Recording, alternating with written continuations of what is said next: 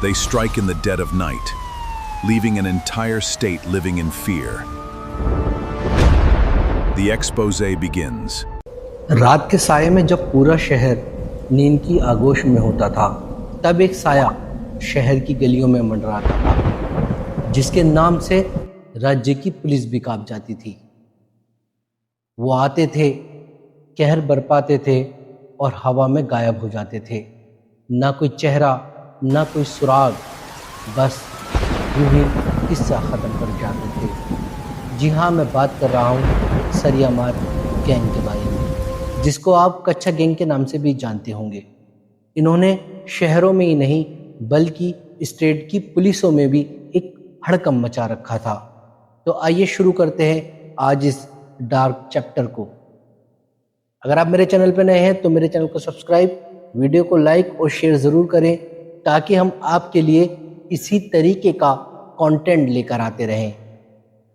इस गैंग ने जब शुरुआत में 3-4 अपनी वारदातों को अंजाम दिया तो स्थानीय पुलिस इतनी सक्रिय नहीं हुई, लेकिन बाद में जब पुलिस पर प्रेशर आया तो पुलिस ने अपना काम करना शुरू करा। बात है एक बार की, इन्हीं के द्वारा किया गया एक लूटपाट और हत्याकांड की जांच पड़ताल करने के लिए पुलिस वाले उस घर में, उस जगह पर पहुंचते हैं और जो देखते हैं उनकी रूह सन हो जाती है। जो उन्होंने वहां पर देखा, इसको हम इस तरीके से समझने की कोशिश करते हैं। दिन में इन्होंने एक घर को अपना टारगेट बनाया और रात के दूसरे पहर में जब सब सो गए तो इन्होंने उस घर में हमला करा। ये डायरेक्ट उस घर में घुसे, डोरबेल बजाई, दरवाज़ा खोला। एक बुजुर्ग ने ठाएं देने से उसके सर पे वो रॉड मारी, बुजुर्ग वहीं दरवाजे पे गिर गया। ये सारे अंदर घुसे। उस बुजुर्ग के 4 बेटे थे, जिसमें से 3 की शादी हुई हुई थी। तीनों को धां करके मारा। उस सरिये की रोड से सर फाड़ दिया बुरी तरीके से, यहाँ तक कि भेजा निकाल दिया और उनकी औरतों के साथ रेप किया और फिर उनको भी मार दिया। उनके बच्चों को मार दिया। एक छोटा बेटा था, उसको भी मार दिया। कुल मिला के इन्होंने उस परिवार के 9 तो बड़े लोग मारे और 3 बच्चे मारे, और उनके घर में एक पेट डॉग था, इन्होंने उसको भी ख़त्म कर दिया और वहाँ पर अपना कोई भी सुराग नहीं छोड़ा। ये सब चीज़ें देखकर पुलिस वालों के दिमाग ख़राब हो गए। पुलिस वालों की ही क्या, आसपास के लोगों ने जब वो सब देखा तो उनके रोंगटे खड़े हो गए।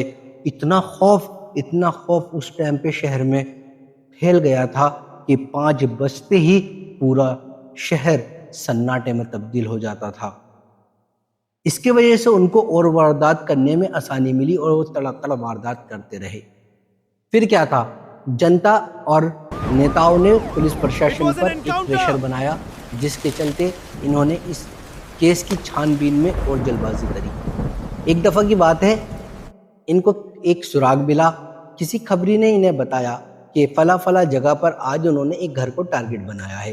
पुलिस प्रशासन पूरी तरीके से एक्टिव मोड में आ गया और सब अंडर कवर होकर उस घर के लोगों को वहां से हटा दिया गया और वहां पर खुद जाके रहने लगे, उस घर के सदस्य बनकर।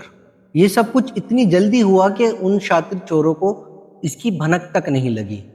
रात हुई, दूसरा पहर आया, इन्होंने अपना उसी तरीके से, जिस तरीके से ये हमला करते थे, इन्होंने उसी तरीके से हमला करा।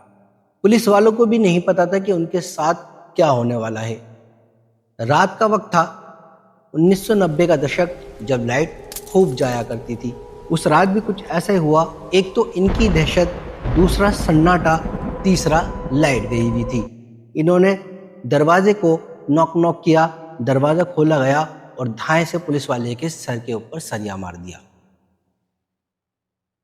फिर ये लोग अंदर घुसे और पुलिस वालों ने घुसते ही इन पे ताबड़तोड़ फायरिंग करी, जिसके बाद ये फौरन वहां से भाग गए।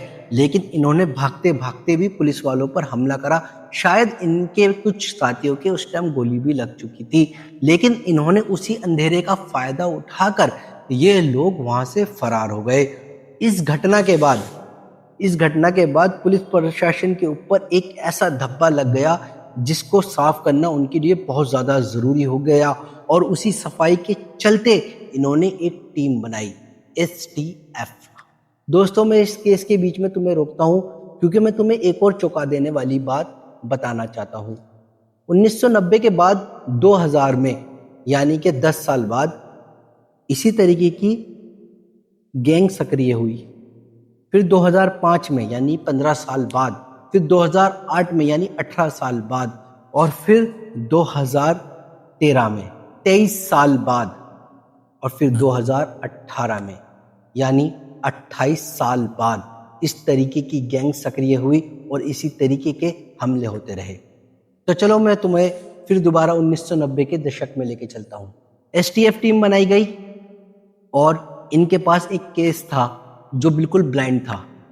सबूत के नाम पे, सुराग के नाम पे उस टीम के पास कुछ भी नहीं था कि ये लोग कौन थे, क्या थे, कहाँ से आते थे, इनकी गैंग में कितने आदमी थे। किसी भी तरीके का कोई सुराग पुलिस वालों के पास उस वक्त नहीं था। लेकिन कुछ महीनों की मेहनत के बाद उनके बिछाए हुए खबरी की जालों में से एक खबरी सामने आया जिसने इन्हें एक इन्फॉर्मेशन दी। इन्फॉर्मेशन ये थी कि शहर के एक बंद गोदाम में कुछ लूट का माल बेचा जाएगा चोरी से।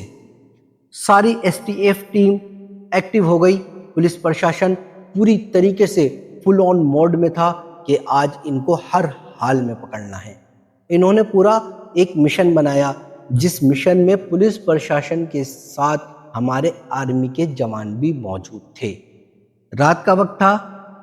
गोडाउन में चोरों की, उन डकैतों की वैन आई जिसके अंदर लूट का सामान था। इन्होंने थोड़ी देर सब्र करा और सबको धर दबोचा।